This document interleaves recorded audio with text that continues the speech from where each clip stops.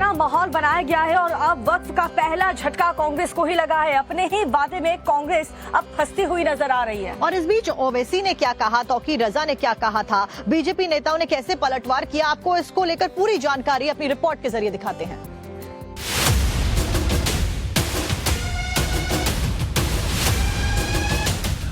वक्फ board के पक्ष और विपक्ष में तमाम तर्क दिए जा रहे हैं। सियासत सातवें आसमान पर है।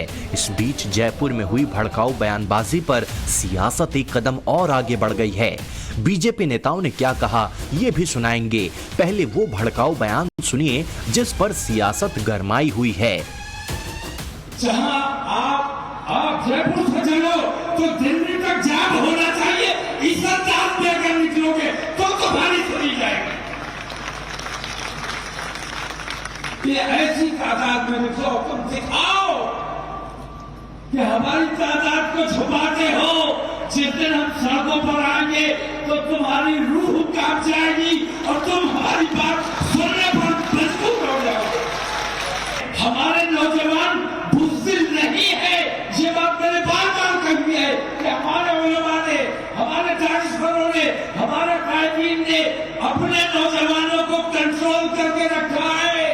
जिस दिन ये नौजवान हमारे कंट्रोल से बाहर हो गए तो तुम्हारे बस की बात नहीं है कि इनको कब्जे में कर सको। अब सुनिए बीजेपी विधायक बाल मुकुंदाचार्य का बयान, कैसे उन्होंने पलटवार किया। ये वो लोग हैं जो लैंड जिहाद का व्यापार कर रहे हैं।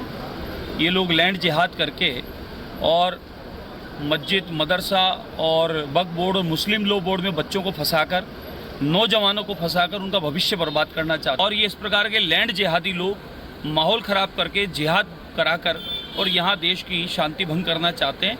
तो मैं तो सरकार से निवेदन करूँगा, इस प्रकार के बयानबाजी करने वालों को तुरंत सलाखों पीछे करना चाहिए।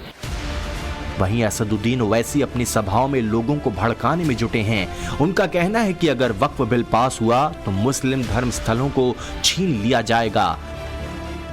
आज मोदी ने वक्फ का कानून लेकर आए हैं, जो बिल लाए हैं पार्लियामेंट में पेश किया गया।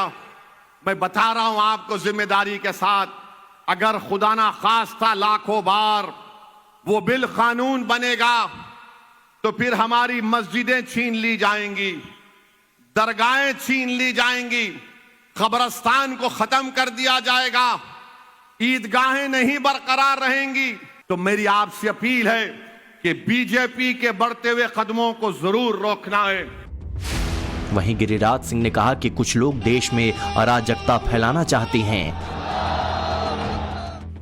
इस देश को अगर खतरा है तो कांग्रेस पार्टी से है, जो भारत के अंदर गृह युद्ध करवाना चाहता है, और उसका नाम है राहुल गांधी,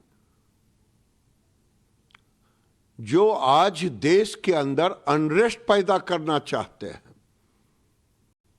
और ये अनरेस्ट पैदा करके भारत में केवल गृह युद्ध नहीं कराना चाहते, गृह युद्ध करा करके भारत को तबाह और बर्बाद करने की सोच रखते हैं। लेकिन खड़गे साहब, ये मंशा आपकी पूरी नहीं होगी, क्योंकि बदला हुआ भारत का नौजवान जग चुका है और आपकी नीतियों को समझ चुका है। जेपीसी के अध्यक्ष बीजेपी सांसद जगदंबिका पाल की माने तो वो ये रिपोर्ट समय सीमा के अंदर पेश कर देंगे, यानी संसद के शीतकालीन सत्र में रिपोर्ट सौंपी जा सकती है, जो कि इसी महीने 25 नवंबर से 20 दिसंबर तक चलने वाला है। इतना माहौल बनाया गया है और अब वक्फ का पहला झटका कांग्रेस को ही लगा है। अपने ही वादे में कांग्रेस अब फंसती हुई नजर आ रही है। और इस बीच ओवैसी ने क्या कहा, तौकीर रजा ने क्या कहा था, बीजेपी नेताओं ने कैसे पलटवार किया, आपको इसको लेकर पूरी जानकारी अपनी रिपोर्ट के जरिए दिखाते हैं।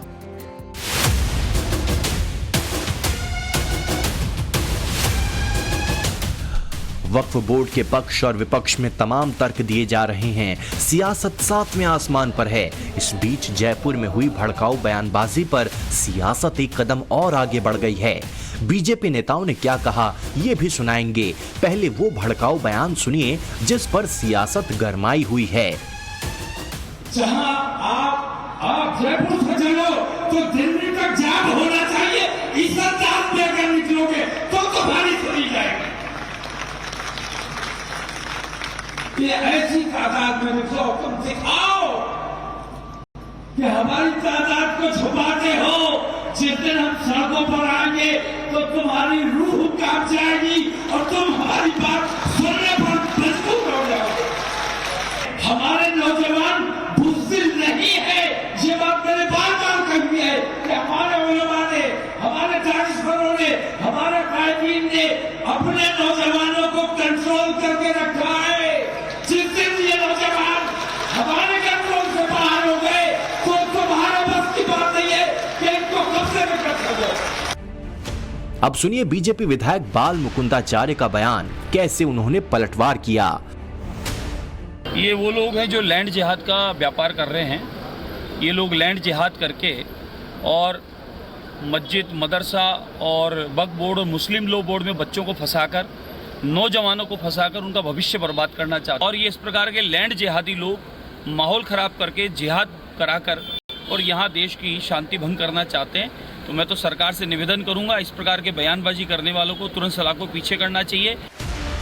वहीं असदुद्दीन ओवैसी अपनी सभाओं में लोगों को भड़काने में जुटे हैं। उनका कहना है कि अगर वक्फ बिल पास हुआ तो मुस्लिम धर्म स्थलों को छीन लिया जाएगा। आज मोदी ने वक्फ का कानून लेकर आए हैं, जो बिल लाए हैं पार्लियामेंट में पेश किया गया। मैं बता रहा हूं आपको जिम्मेदारी के साथ, अगर खुदा ना खास्ता लाखों बार वो बिल कानून बनेगा तो फिर हमारी मस्जिदें छीन ली जाएंगी, दरगाहें छीन ली जाएंगी, कब्रिस्तान को खत्म कर दिया जाएगा, ईदगाहें नहीं बरकरार रहेंगी। तो मेरी आपसे अपील है कि बीजेपी के बढ़ते हुए कदमों को जरूर रोकना है। वहीं गिरिराज सिंह ने कहा कि कुछ लोग देश में अराजकता फैलाना चाहते हैं। इस देश को अगर खतरा है तो कांग्रेस पार्टी से है, जो भारत के अंदर गृह युद्ध करवाना चाहता है, और उसका नाम है राहुल गांधी, जो आज देश के अंदर अनरेस्ट पैदा करना चाहते हैं। और ये अनरेस्ट पैदा करके भारत में केवल गृह युद्ध नहीं कराना चाहते, गृह युद्ध करा करके भारत को तबाह और बर्बाद करने की सोच रखते हैं। लेकिन खड़गे साहब, ये मंशा आपकी पूरी नहीं होगी, क्योंकि बदला हुआ भारत का नौजवान जग चुका है और आपकी नीतियों को समझ चुका है। जेपीसी के अध्यक्ष बीजेपी सांसद जगदंबिका पाल की माने तो वो ये रिपोर्ट समय सीमा के अंदर पेश कर देंगे, यानी संसद के शीतकालीन सत्र में रिपोर्ट सौंपी जा सकती है, जो कि इसी महीने 25 नवंबर से 20 दिसंबर तक चलने वाला है।